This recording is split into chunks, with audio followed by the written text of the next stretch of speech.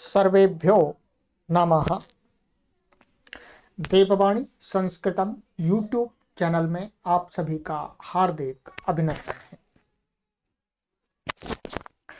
मित्रों, UGC net JRF code 25 unit 6 व्याकरण महाभाष्यम पस्पशाहनिकम को पढ़ रहे हैं और आज इसकी हम कक्षा 3 को पढ़ेंगे। 2 कक्षाएं आपको पढ़ा दी हैं, तीसरी कक्षा को आज पढ़ेंगे। ठीक है। अधिक जानकारी के लिए आप सभी महानुभाव इन व्हाट्सएप नंबरों पर संपर्क कर सकते हैं। चलिएगा, तो गत कक्षा में मैंने आपको यहां तक पढ़ाया था, यहां तक हमने पढ़ लिया था।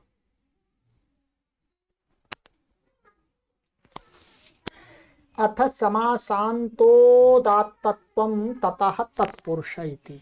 ठीक है, ये 5 प्रयोजन आपको बता दिए थे व्याकरण पढ़ना क्यों चाहिए, ये आज पतंजलि ने बता दिए। इसके बाद में ये जो आगे के 13 प्रयोजन थे, अब 13 प्रयोजनों को पढ़ना आरंभ करते हैं। ठीक है, तेसुराः यथा लिखा था इमानी च भूयाः शब्दानुशासनस्य प्रयोजनानि, माने ये 5 प्रयोजन, इसके अलावा और भी शब्दानुशासन के प्रयोजन हैं, इसलिए व्याकरण को पढ़ना चाहिए, ये बताएंगे। ठीक है, तो ये हैं, इसमें आपको गिना दिए थे, पुनः गिनाने की आवश्यकता नहीं है। तो सबसे पहला यहाँ पर दिया तेसुराः, एक थोड़ा सा उसमें से ले लिया, आगे इसको ही स्पष्ट करेंगे। तेसुराः माने तेसुरा ये विषय है, ऐसा न हो जाए इसलिए भी व्याकरण पढ़ना चाहिए। चलिएगा, इसको देखते हैं पहले। तो महर्षि पतंजलि जी यहाँ पर कहते हैं कि तेसुराः का अर्थ क्या है।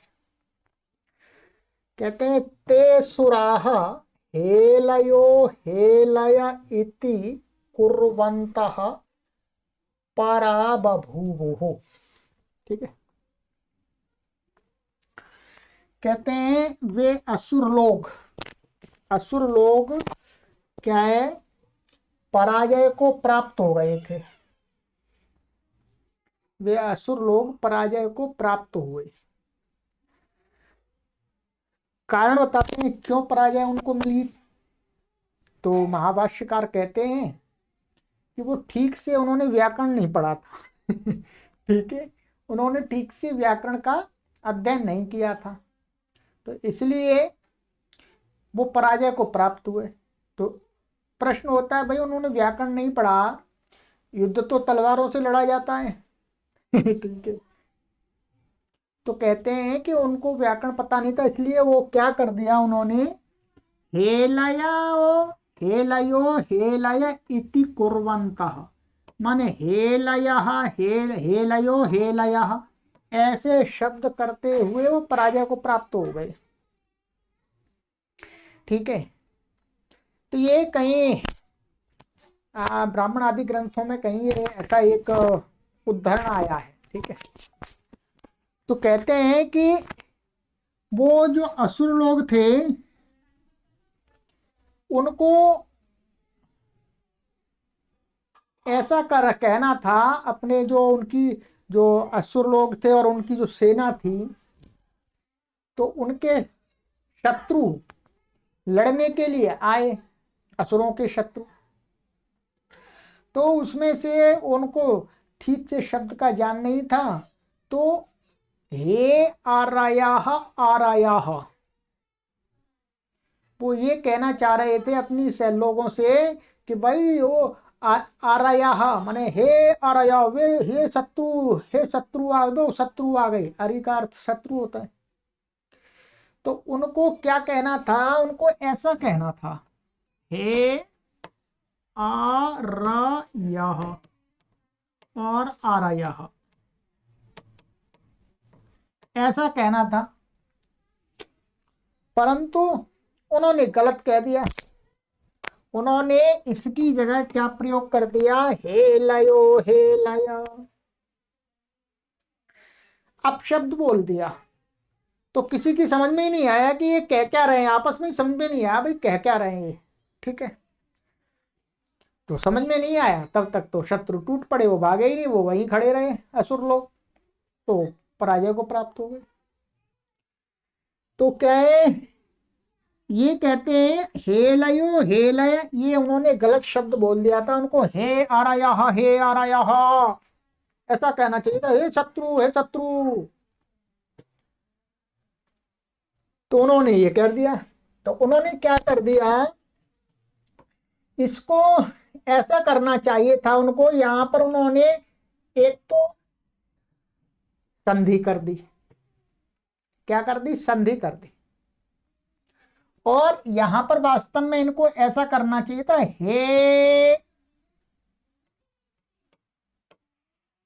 ये प्लुत करना चाहिए था। ये क्या है, ये 3 का अंक है, 3 का अंक का मतलब ये त्रिमात्रिक है, हे आराया आराया, ऐसा करना, प्लुत करना था वास्तव में।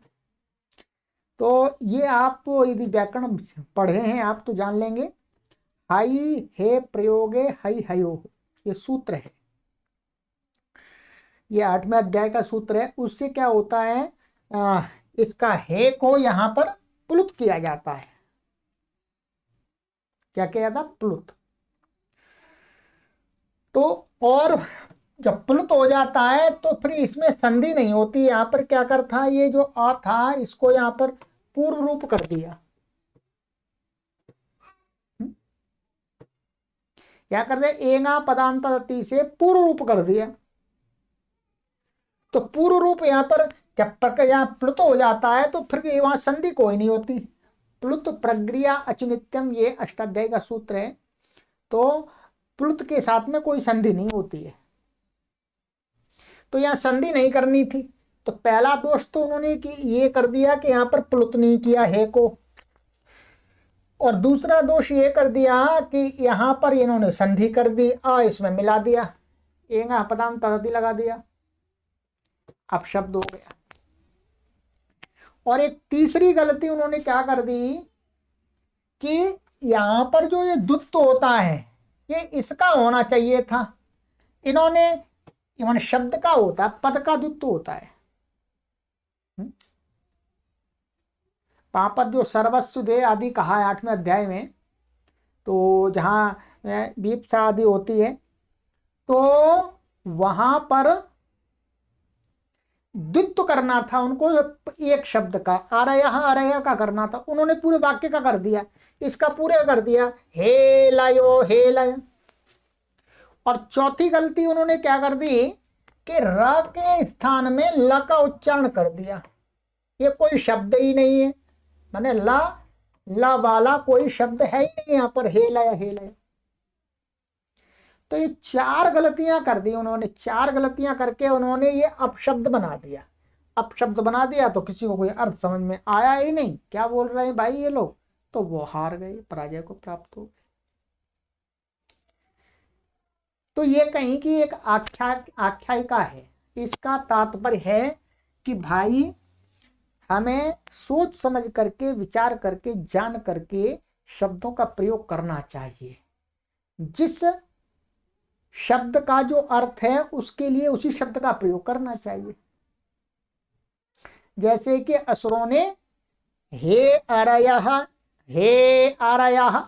की जगह हे लयो हे लया ऐसा कह दिया, तो किसी को भी समझ में नहीं आ गया। तो ये एक शिक्षा देता है कि हमें सोच समझ करके शब्दों का प्रयोग करना चाहिए, अन्यथा हानि हो जाती है। तो कहते तस्माद, इसलिए ब्राह्मणे न म्लेच्छितवै नापभाषितवै, इसलिए क्या है, ब्राह्मण माने विद्वान व्यक्ति को, ज्ञानी व्यक्ति को, ना म्लेच्छितवै माने म्लेच्छ शब्दों का प्रयोग नहीं करना। म्लेच्छ का अर्थ है यहाँ पर गलत शब्द, ठीक है। बहुत सारे म्लेच्छ का अर्थ ऐसे कहेंगे भाई बाहर देशों से आए, नहीं, म्लेच्छ का वास्तव में ये तब का है जब इस देश में बाहर के लोग आए ही नहीं थे ठीक है, कोई मुसलमान, ईसाई यहूदी आदि कोई नहीं थे, तब का ये महाभाष्य है, ठीक है, इसी देश के लोग थे। तो म्लेच्छ तवई माने म्लेच्छ शब्दों का प्रयोग नहीं करना चाहिए, म्लेच्छ भाषा का प्रयोग नहीं करना चाहिए, तवई ये चाहिए अर्थ में है, ऐसे ना अपभाषित तवई, और ना ही अपशब्दों का प्रयोग करना चाहिए, गलत बात वही है, ठीक है। म्लेच्छो ह वा एषा यद अपशब्द, ये जो अपशब्द है ये म्लेच्छ है, म्लेच्छों के द्वारा बोले जाने वाला शब्द है, क्योंकि असुर लोगों को इन्होंने म्लेच्छ कह दिया, ठीक है। असुर लोगों को माने राक्षस प्रवृत्ति के लोग। म्लेच्छा मां भूमेत्यध्येयं व्याकरणम, तो इसलिए क्या है, म्लेच्छ माने हम लोग म्लेच्छ ना बने, असुर ना बने, ये भूमा भूमा माने न हो, इति इसलिए अध्ययन व्याकरणम, व्याकरण का अध्ययन करना चाहिए। ते असुराः, तो ये ते असुरा का प्रसंग है, तो इसलिए भी व्याकरण को पढ़ना चाहिए कि हम म्लेच्छ ना बन जाएं। ये इससे ते असुराः से क्या प्रयोजन बता रहे हैं व्याकरण का पढ़ने का, कि हम म्लेच्छ ना बन जाएं, असुर ना बन जाएं, अज्ञानी ना बन जाएं, मूर्ख व्यक्ति ना बन जाएं, शब्दों को सही शब्दों का प्रयोग करें, ठीक है। ये आपका छठा प्रयोजन हो गया, गिनते जाने आपको, ठीक है। ये व्याकरण का क्या प्रयोजन है कि हम म्लेच्छ ना बन जाए। आइएगा आगे कहते हैं,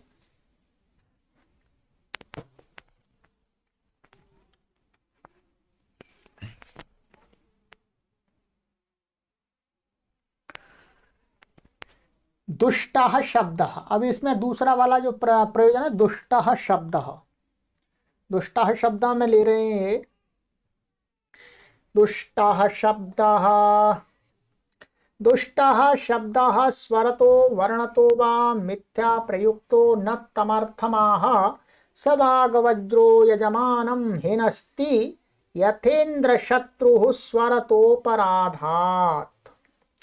ये एक श्लोक दिया गया है, ठीक है। यहां ये बताएंगे, इसी को खोलेंगे कि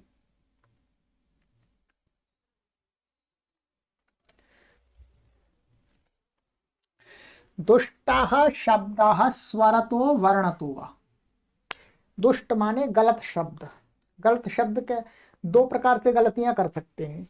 एक तो स्वर माने उदात्त की जगह अनुदात्त, अनुदात्त की जगह स्वरित, स्वरित की जगह उदात्त, उदात्त की जगह स्वरित, इस प्रकार से माने सही स्वर के साथ में शब्द का प्रयोग ना करना, ये भी दुष्ट हो गया शब्द। और वर्णतोबा, अथवा वर्णों को आगे पीछे कर देना, तो स्वर के माध्यम से अथवा वर्ण के माध्यम से दुष्ट शब्द माने अपशब्द, गलत शब्द का मिथ्या प्रयुक्तो न तमर्थम आह, माने स्वर के साथ माने गलत स्वर के साथ अथवा गलत वर्ण के साथ में प्रयोग किया हुआ मिथ्या प्रयुक्त माने गलत प्रयोग, न तमर्थम आह माने उस अर्थ को नहीं कहता। कौन से को, जो सही स्वर के साथ में सही वर्ण के साथ में प्रयोग किया गया शब्द जिस अर्थ को कहता है, ठीक है, सही बात है भाई। आप मानिएगा ये हमने कहा लेखनी, अब लेखनी कहने से हमें समझ में आ गया लेखनी है, और हम इसको ऐसा कर दें खलेनी, हम कर दें खले, वर्ण का आगे पीछे कर दिया, खलेनी क्या होता, कुछ भी नहीं होता। ये शब्द वर्ण से गलत है, इसलिए इसको ये खलेनी बोलेंगे तो किसी समझ में नहीं आएगा, इसको बोल रहे। तो मिथ्या प्रयोग मैंने गलत प्रयोग हुआ, मिथ्या का अर्थ है गलत, गलत प्रयोग किया गया, न तम माने उस सही अर्थ का वाचक नहीं होता, सही अर्थ को नहीं कहता। तो कहते हैं यहां पर एक उदाहरण देते हैं, स वाग वज्रो यजमानम हिनस्ति यथेन्द्र शत्रु स्वरतोपराधात। कहते हैं कि पुरा काल में, प्राचीन काल में, कि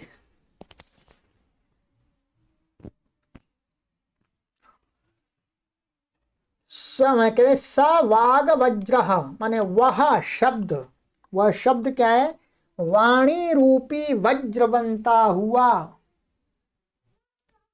एक तो वज्र होता है लोहे का, धातु का, परंतु यहां पर कह रहे हैं वो शब्द क्या है, वाग रूप, वज्र रूप बन जाता है। और वज्र रूप बन करके क्या है, यजमानम हिनस्ति, माने यजमान माने यज्ञ के कर्ता, यजमान को, हिनस्ति माने मार देता है।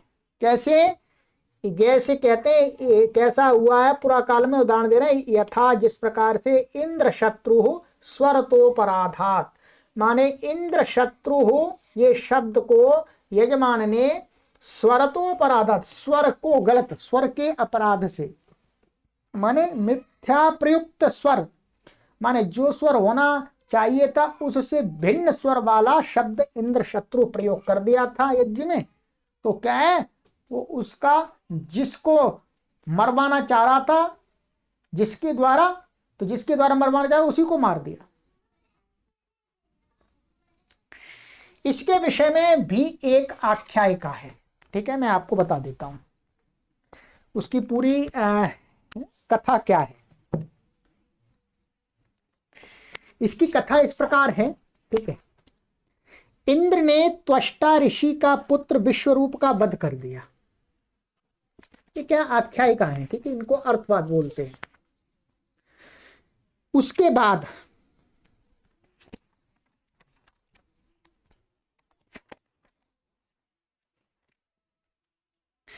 कहते हैं कि इंद्र ने त्वष्टा ऋषि, जो त्वष्टा एक ऋषि थे, त्वष्टा ऋषि तो थे पर असुर थे ऋषि भी पहले असुर हुआ करते थे, ठीक है।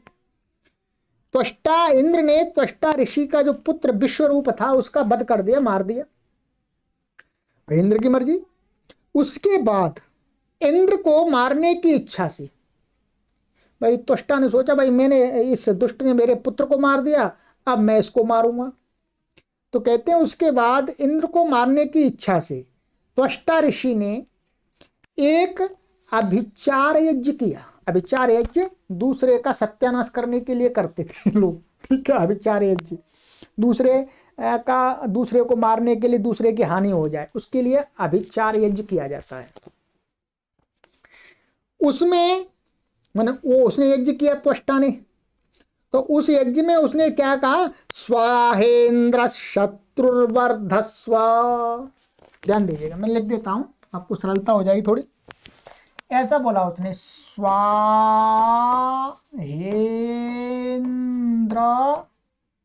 शत्रु वर्धस्व, ऐसा मंत्र पाठ किया, ठीक है। यह है स्वाहेन्द्र शत्रुवर्धस्व, स्वाहेन्द्र शत्रुर्वर्धस्व, ठीक है, ऐसा पढ़ा कि स्वाहा इंद्र शत्रु वर्धस्व, इंद्र माने इंद्र शत्रु बढ़े। अब यहां पर इंद्र शत्रु शब्द के अंदर दो समास किए जा सकते हैं, इसको देखना है आपको। यहां मुख्य रूप से क्या शब्द है, हमें और किसी से नहीं लेना। उसने त्वष्टा ने का आहुति दी, स्वाहा इंद्र शत्रुर्वर्धस्व, ऐसा। अब इंद्र शत्रु के दो अर्थ होते हैं, ठीक है। यहां पर जो शत्रु शब्द है, ये शत्रु शब्द है, ये क्या है, नाशक, नाशक अर्थ का वाचक है। माने ये क्रियावाची शब्द है ना, क्रिया को करने वाले के लिए प्रयोग होता है, ये संज्ञावाची शब्द नहीं है, ध्यान देंगे। शत्रु शब्द यहां पर संज्ञावाची नहीं है, ये कैसा है, क्रियावाची शब्द है। माने शत्रु का अर्थ है शातयिता। ध्यान दीजिए क्या है, शत्रु का अर्थ है यहां पर शातयिता। शातयिता, शातयिता माने मारने वाला। तो यहां पर ये वास्तव में क्या है, शत्रु का अर्थ है मारने वाला।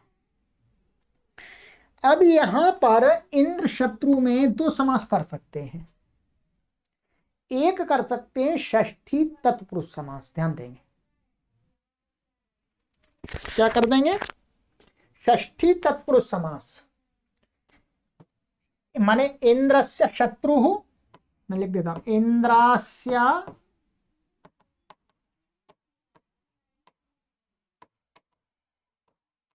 शत्रु इंद्र शत्रु। ठीक है, माने इंद्र का नाश करने वाला। ध्यान दीजिएगा क्या, इंद्र का नाश करने वाला। इंद्र का नाश माने शातयिता माने मारने वाला, इंद्र को मारने वाला। यहां पर जब षष्ठी समास करेंगे तो इस इंद्र शत्रु का अर्थ हो जाएगा इंद्र का मारने वाला, माने इंद्र का शातयिता। षष्ठी समास कर देते हैं तो स्वर क्या होता है, उसको अंत उदात्त हो जाता है। क्या हो जाता है, ध्यान देंगे,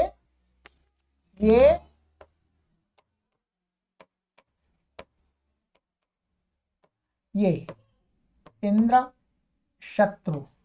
तो यहां पर षष्ठी समास में अंत उदात्त हो जाता है और ये सारे अनुदात्त हो जाते हैं। अब उसको, त्वष्टा को क्या करना था, उसे इंद्र को मारना था।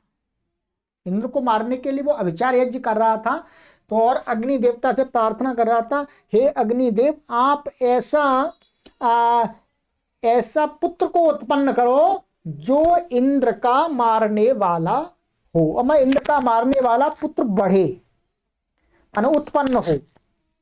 ठीक है, तो ऐसा उसको करना था, परंतु त्वष्टा व्याकरण का ठीक उसे ज्ञान नहीं, प्रमाद कर दिया या उसने ध्यान नहीं दिया। तो उसने क्या कर दिया, उसने कर दिया यहां पर बहुव्रीहि समास। क्या कर दिया, बहुव्रीहि समास कर दिया। बहुव्रीहि समास में क्या हो जाएगा, बहुव्रीहि समास में हो जाएगा, ये हट जाएगा यहां से, क्या हो जाएगा, इंद्रः शत्रु यस्य। इंद्र शत्रु, इंद्र है, शत्रु का अर्थ है शातयिता माने मारने वाला। माने इंद्रस्य, बोले इंद्र हो शत्रु माने, अब ये शातयिता इसका विशेषण बनेगा इंद्र का।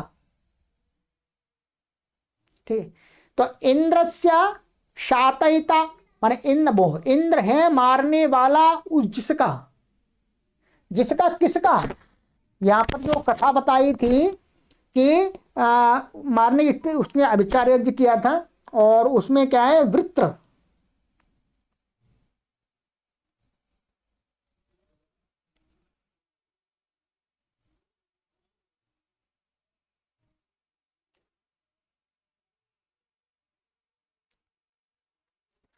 हाँ, कि जो अग्नि तेरे, हे अग्निदेव तुम ऐसा बढ़ो कि तुम्हारी ज्वालाओं में उत्पन्न हुआ जो असुर, माने इस यज्ञ के माध्यम से मैं ऐसे पुत्र को प्राप्त करूं तो जो इंद्र को मारे। ये उसका भाव था कहने का, उसका त्वष्टा का। तो उसने प्रमादवश क्या कर दिया, ऐसा इसको बहुव्रीहि समास करके और पूर्व पद का स्वर लगा दिया। मैंने बहुव्रीहि प्रकृत्या पूर्व पदम ते अंतुदात्त ना करके इसका अंतुदात्त, पूर्व पद का अंतुदात्त पढ़ दिया।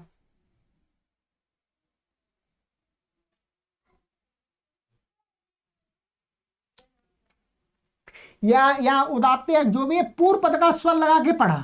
इंद्र का देखना पड़ेगा, इंद्र में क्या है, तो पूर्व पद का स्वर कर दिया। पूर्व पद में बहुव्रीहि प्रकृत्या पूर्व पदम सूत्र से पूर्व पद का, तो पूर्व पद का स्वर कर दिया। तो क्या हो गया, अब इसका, अब उसने कहा इंद्र शत्रुर्वर्धस्व, माने इंद्र का, इंद्र है मारने वाला जिसका, वह बढ़े, खूब बढ़े, खूब बढ़े, कोई बात नहीं, परंतु मारने वाला तो इंद्र ही है।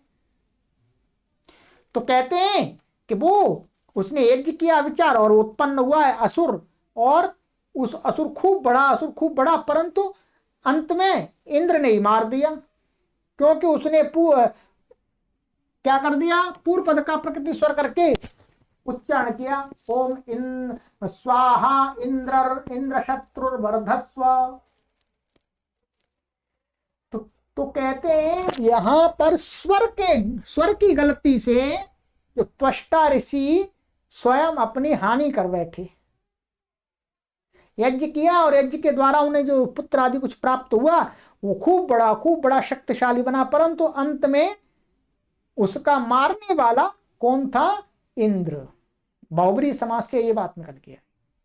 तो कहते हैं व्याकरण इसलिए भी पढ़ना चाहिए कि जैसे त्वष्टा ने गलती कर दी, भाई उसको ठीक से ज्ञान होता तो इंद्र को मरवाना था, तो ऐसा कहना चाहिए था, इंद्रस्य शत्रु, षष्ठी समास करना चाहिए था, इंद्र का मारने वाला बढ़े, पर उसने गलत कर दिया, बहुब्री कर दिया कि इंद्र है मारने वाला जिसका, वो बढ़े, परंतु मारेगा तो इंद्र ही, मारेगा तो इंद्र ही अंत में। तो ये हो गया। तो इसलिए कहते हैं दुष्टान शब्दान मा प्रयुंक्ष्महीत्यध्येयं व्याकरणम। हम गलत दुष्ट शब्दों को स्वर से अथवा वर्ण से प्रयोग ना करें। प्रयुंक्ष्महि इति माने इस प्रकार से क्या है, इति अध्ययन व्याकरणम, इसलिए भी हमें व्याकरण पढ़ना चाहिए। ठीक है, दुष्टः शब्द, ये आपका प्रयोजन हो गया 7वां। मैंने पूरा समझा दिया है आपको, शायद ही कहीं ऑनलाइन इस प्रकार से किसी ने समझाया हो।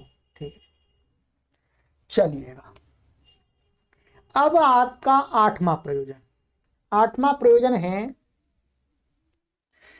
यदधीतम, या ये कुटेट किया है, कहते हैं यदधीतम अभिज्ञातम निगदे नैव शब्दते अनग्नाविव शुष्कैधो न तज्ज्वलति करहिचित्।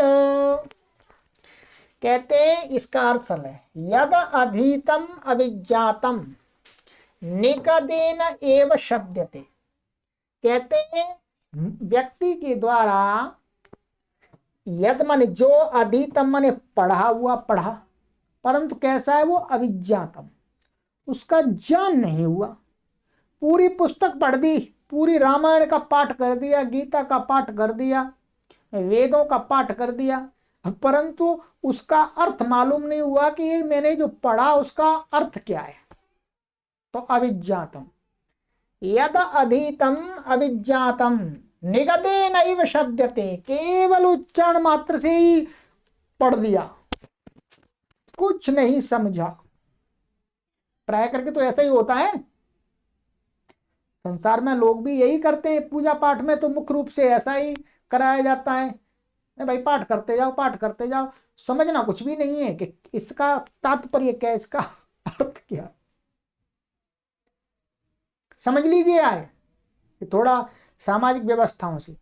महर्षि पतंजलि जी इसके बारे में क्या कहते हैं, तो कहते हैं जो केवल शब्द मात्र से ही जिसको कहते हैं बक बक बक बक कर दिया, उच्चारण कर दिया, परंतु अभिज्ञातम, कुछ भी समझा नहीं कोई क्या तात्पर्य है, तो कहते हैं अनग्नौ एव शुष्कैधो न तज्ज्वलति करहिचित्। यहां उपमा दे रहे हैं, जैसे अनग्नौ एव माने अग्नि का संयोग न होने पर,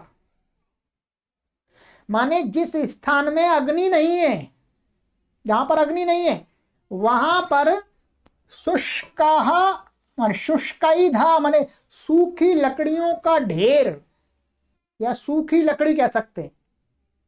सूखी लकड़ी कितनी भी सूखी हो, परंतु अग्नि है ही नहीं वहां उस स्थान में, तो कहते हैं न तज्ज्वलति करहिचित्, वो लकड़ी कभी भी जल नहीं सकती, जलती नहीं है, वो वैसी रखी रहती है। ठीक उसी प्रकार से मनुष्य के द्वारा केवल निगतेन एव शब्दते यद अधीतम अविज्ञातम, जो पढ़ा लिखा है केवल शब्द मात्र से उच्चारण कर दिया, वो किसी भी फल का देने वाला नहीं है, उससे कोई भी लाभ नहीं है। सूखी लकड़ी कितनी भी हो परंतु अग्नि का संयोग नहीं है तो वो ठंड मिटा नहीं सकती, रोटी पका नहीं सकती, भोजन पका नहीं सकती, गर्मी उत्पन्न नहीं कर सकती लकड़ी। वैसे ही बिना समझे हुए, बिना जाने हुए कितने भी ग्रंथों को पढ़ दो, उनका कोई भी लाभ नहीं है। उनका लाभ लेना है तो उसको जानना पड़ेगा, समझना पड़ेगा कि भाई यदा यदा ही धर्मस्य ग्लानिर्भवति भारत अभ्युत्थानम अधर्मस्य, तो इसका अर्थ भी जानना पड़ेगा। क्या अर्थ क्या है? ओम भूर्भुवः स्वः तत्सवितुर्वरेण्यं भर्गो देवस्य धीमहि धियो यो नः प्रचोदयात्। केवल मात्र पाठ करने से कोई लाभ नहीं होगा, उसका अर्थ भी जानना पड़ेगा, तभी उसका फल मिलेगा। यहाँ कह रहे तस्मात् अनर्थकम मा अधिगीष्महि इति अध्येयं व्याकरणम्। इसलिए अनर्थकम, इसलिए माने हम अनर्थक ना पढ़ें आगे, ग्रीष्महि हम ना मने हम ना पढ़ें, हमारा मने हमारा पढ़ा हुआ अनर्थक ना हो जावे, इसलिए भी क्या है इति अध्ययन व्याकरण, इसलिए व्याकरण का अध्ययन करना चाहिए, क्योंकि व्याकरण का अध्ययन करेंगे तो हम शब्दों का अर्थ भी जान सकेंगे। तो यदाधीतम, तो ये आपका प्रयोजन हो गया 8 प्रयोजन हो गए। ठीक, तो किस लिए व्याकरण पढ़ना चाहिए? कि हम जो पढ़ें उसका अर्थ भी जान सकें कि भाई क्या पढ़ा जा रहा है। बाकी तो दुनिया में किसी भी धर्म के जो पूजा आता कर्म कांड है, तो अभी चाहे हिंदू हो, चाहे मुसलमान हो, चाहे ईसाई हो, सब लोग पाठ करते रहो, समझना नहीं, कुछ भी समझना नहीं है आपको, समझने के लिए तो दूसरे लोग हैं तो उसका वास्तव में कोई लाभ नहीं होता है। ठीक है, चाहे आप किसी भी धर्म संप्रदाय से संबंध रखते हैं, भाई आप जो चीज पढ़ रहे हैं उसका अर्थ भी आपको जानना चाहिए, तभी उसका फल मिलेगा, तभी फल मिलेगा और तभी आप सही उसका उपयोग कर सकेंगे, अपने जीवन में लाभ ले सकेंगे। ठीक है, चलिएगा, तो ये हमने आज की कक्षा में आपको 3 प्रयोजन बता दिए हैं, 8 प्रयोजन हो गए। अब 9वां प्रयोजन आगे की कक्षा में पढ़ेंगे। यस्तु प्रयुंक्ते, चलिएगा, सर्वेभ्यो नमः। आप सभी यूजीसी नेट जीआरएफ के विद्यार्थी इस चैनल का भरपूर लाभ ले सकते हैं। आपके लिए बहुत ही उपयोगी सामग्री यहाँ पर हम तैयार कर रहे हैं और हम 1-2 वर्ष के अंदर संपूर्ण आपके नेट जेआरएफ का जो सिलेबस है वो सामग्री पूरी तैयार कर देंगे और निशुल्क रहे आपके लिए, सभी के लिए निशुल्क है। अब कोई भी पाठक यदि नेट जेआरएफ की परीक्षा उत्तीर्ण करना चाहता है, संस्कृत विषय को लेकर के 25 कोड को लेकर के, तो वो आराम से कर सकता है। परिश्रम करना पड़ेगा, बिना परिश्रम के नहीं होगा, मेरे खुद के लिए परिश्रम से नहीं होगा।